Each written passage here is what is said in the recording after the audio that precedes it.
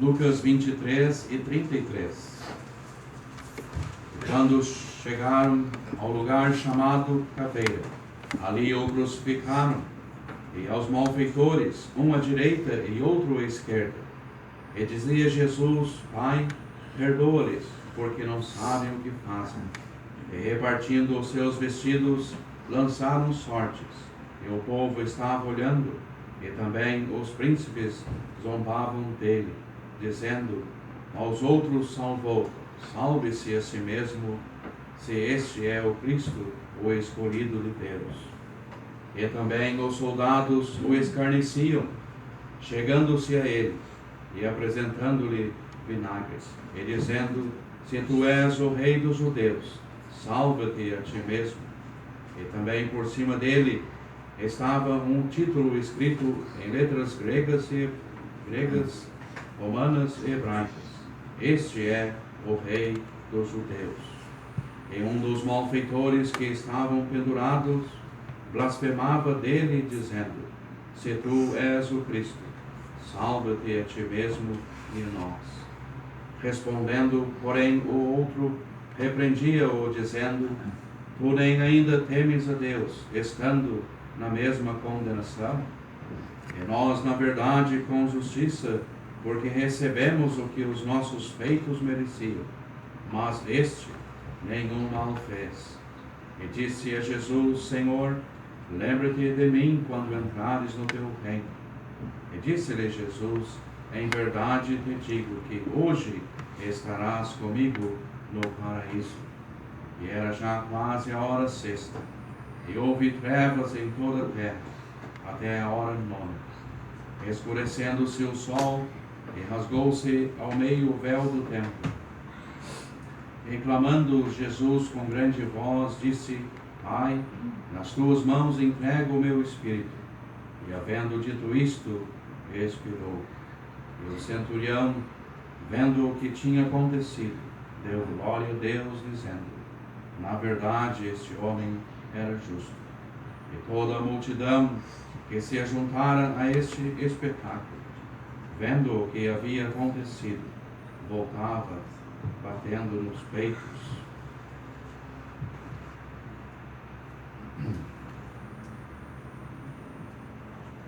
Então, seria esses versículos que eu gostaria de ler.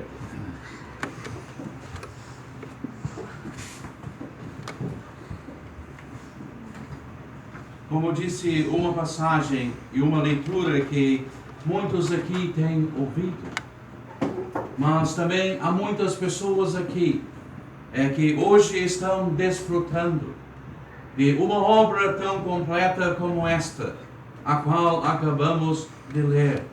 A obra para a salvação do pecador. Como disse, muitos aqui já estão desfrutando, porque compreenderam de que Ele morreu por causa dos nossos pecados. Ele morreu para a salvação da nossa alma. Ele se entregou a si mesmo por causa dos nossos pecados. Ele sobre a cruz verteu o seu precioso sangue para dar-nos o perdão, a certeza da vida eterna. E aqui temos um homem também, se você notou na leitura, um homem que não era bem visto entre a sociedade, um criminoso, não havia nada de bem na sua vida, mas ele também aproveitou do Salvador, aproveitou da salvação que estava disponível para ele. E hoje, enquanto muitos ali queriam ver ele preso num presídio central, mas hoje ele está no céu. Por quê?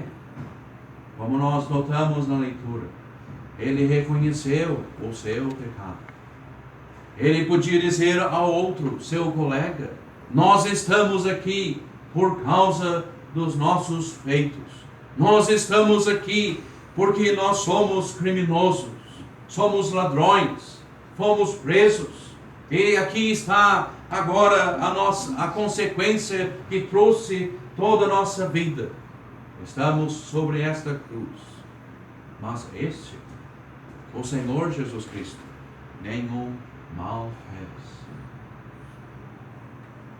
É interessante também de notarmos de que depois da morte do Senhor Jesus Cristo, nós lemos neste centurião que podia dizer de que este homem era justo. Por que não descobriram isto antes? Por que não aceitaram essas verdades antes? Aquele que sempre andou aqui fazendo o bem, aquele que multiplicou os pães, deu vista aos cegos, aquele que tirou pessoas das trevas, aquele que salvou pessoas, aquele que ele mesmo podia dizer quando andou aqui, que veio buscar e salvar o que se havia perdido. Mas o que diziam para ele, fora daqui conosco. Não queremos que este reine sobre nós. Depois da sua morte, pessoas dizem, verdadeiramente este homem era justo. Meu amigo, gostaria de chamar a sua atenção esta noite, porque você tem ouvido já deste grande Salvador. Você já tem ouvido muitas vezes da grande obra que ele consumou na cruz. Tem já ouvido de que ele veio do céu com um único propósito. Ele veio dos altos céus para consumar esta obra. Ele veio dos céus para nos salvar, para nos libertar dos nossos pecados. Mas que lugar você tem dado para ele na sua vida? Quem é esta pessoa para você?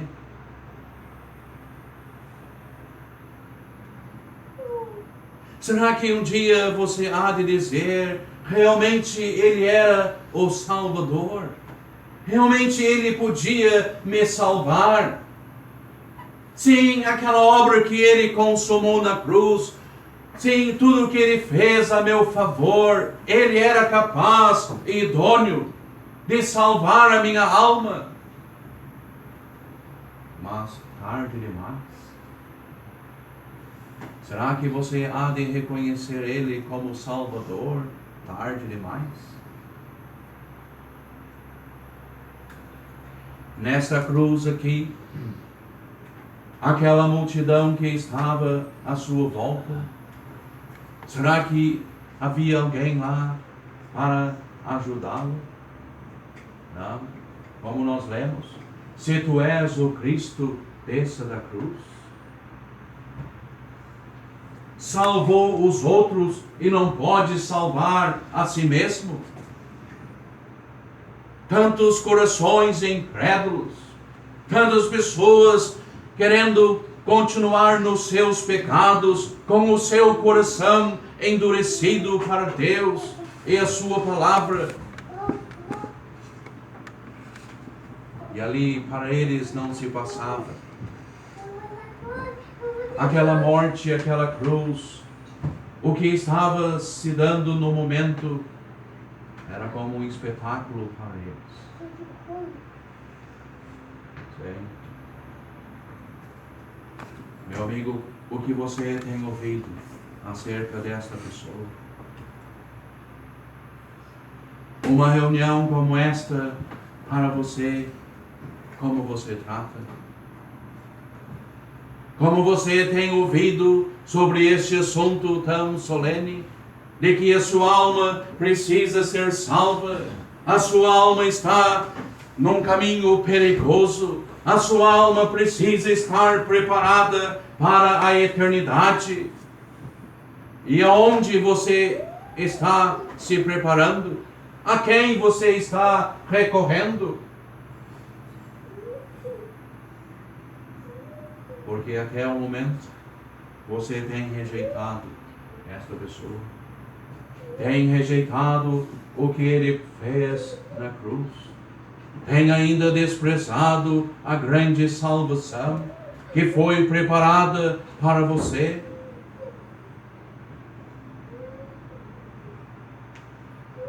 Aqui os homens deram esta cruz para ele. Sim, transpassaram as suas mãos e seus pés. Aqui se encontrava uma pessoa que o seu corpo estava ilacerado pela dor.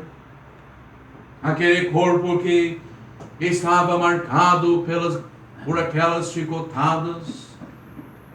Uma coroa de espinho na sua cabeça. A palavra de Deus diz de que, olhando nós para ele, nenhuma beleza víamos. A palavra de Deus diz de que ele sobre a cruz estava totalmente desfigurado. Nós lemos também o quanto a sua dor, o seu sofrimento. A palavra de Deus diz: não há dor como a minha dor. Aquele que sobre a cruz, ele pôde clamar: Deus meu, por que me desamparaste?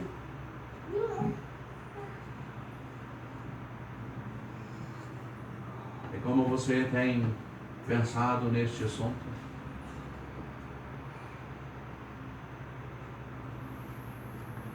Para aqueles homens ali, como tenho dito, era como um espetáculo.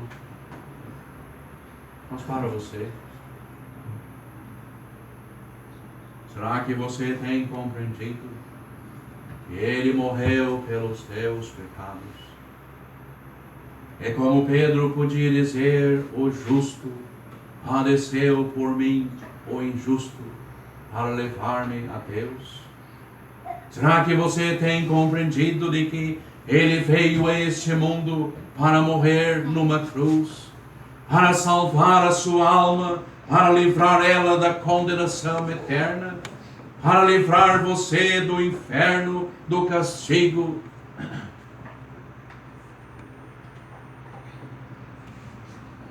Mas você precisa tomar uma atitude para com o Salvador. Sim. Precisa renunciar aos seus pecados. Precisa tomar uma atitude de coragem em abrir mão dos seus pecados, para aceitar a Cristo como Salvador, como este homem aqui fez.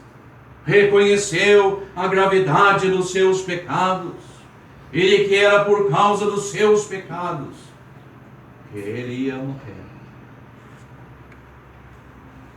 Mas no meio, entre ele e o seu amigo, havia um que nunca pecou. Havia um santo de Deus, o Filho do eterno Deus. Ali estava o Criador de todo o universo. Ali estava aquele que nós lemos que na sua boca não se encontrava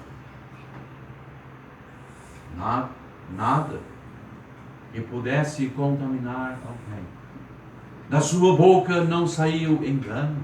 Não.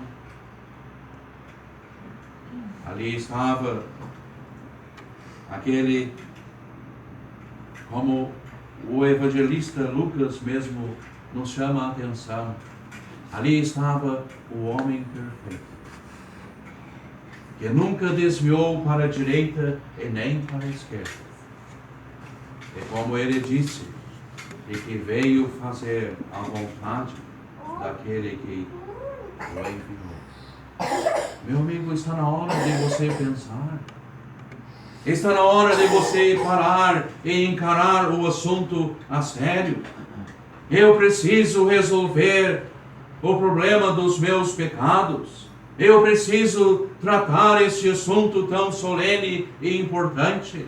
A minha alma está em jogo diante da eternidade. A minha alma está para entrar no inferno a qualquer momento. A minha alma pode entrar a qualquer hora. Sim, a morte não escolhe idade. A morte não escolhe somente aqueles que estão lá no hospital. A morte não escolhe somente aqueles que estão desenganados pelos médicos. Então ela chega, já que estão desenganados. Não.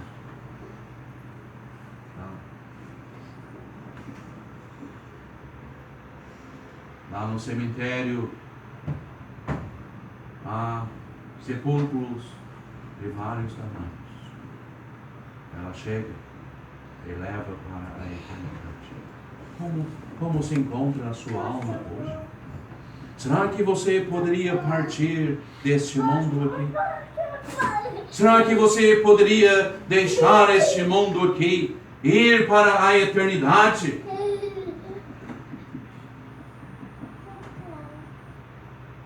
Será que você estaria com Deus? Ou entraria naquele lugar de tormento eterno? Aquele lugar que a Bíblia descreve, que as chamas eternas. É para se pensar, cada criança aqui, cada jovem, cada adulto, que ainda não é salvo, a sua alma está em perigo. E que não seja tarde demais em você pensar. Deus tem lhe dado oportunidades. Deus tem lhe concedido uma hora como esta para você decidir o assunto. Buscar a Cristo como Salvador.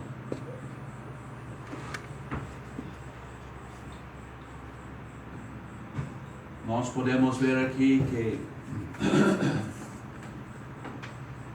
para pensar neste assunto não havia uma grande multidão. Tá? Aqui lemos de um homem só. Um homem só. Que pensou na eternidade.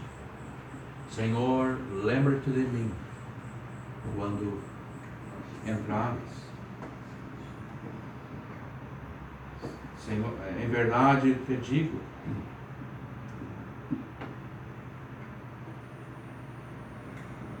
ele disse, Senhor, lembra-te de mim quando entrares no teu reino. Senhor, lembra-te de mim. Será que houve palavras assim entre os demais? Não. Havia muitos ali para zombar. Havia muitos ali para humilhar o Salvador. Havia muitos ali que podiam desafiar a Ele.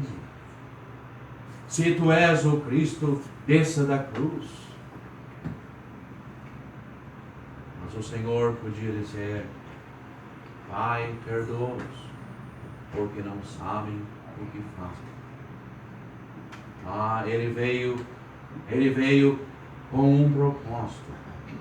Ele veio para consumar esta obra. Não havia força nenhuma nesse mundo que podia impedir. Não havia nenhuma pessoa que ia impedir dele consumar aquela obra. Não havia.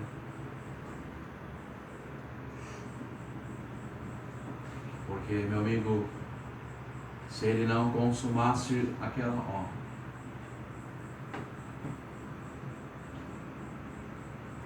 não teria pregações do Evangelho aqui. Ninguém poderia ser salvo. Estaríamos todos perdidos. Mas hoje estão perdidos só aqueles que não querem recebê-lo como Salvador. Estarão perdidos só aqueles que não aceitar Ele como seu único e suficiente Salvador. Estarão perdidos só aqueles que o rejeitarem Ele desprezarem a obra que Ele consumou na cruz? Será que você vai se perder?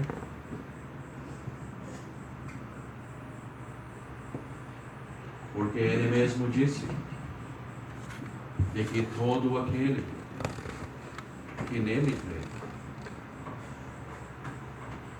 recebe a salvação. Todo aquele que nele crê recebe de graça e recebe no ato a certeza da salvação da sua alma. Então, só há de se perder aquele que não receber Ele como Salvador. Só há de se perder aquele que não dar importância para os avisos da palavra de Deus. Só há de se perder aqueles que não derem importância para o grande Salvador.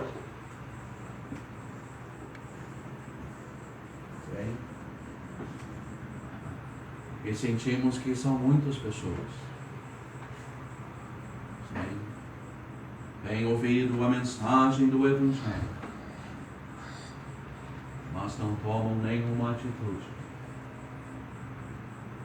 para o bem-estar espiritual da sua alma.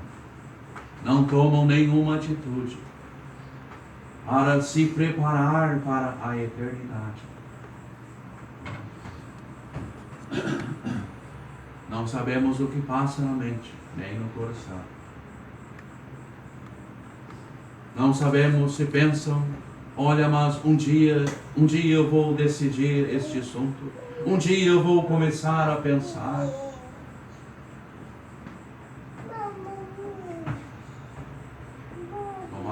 Tomara que amanhã não seja muito tarde.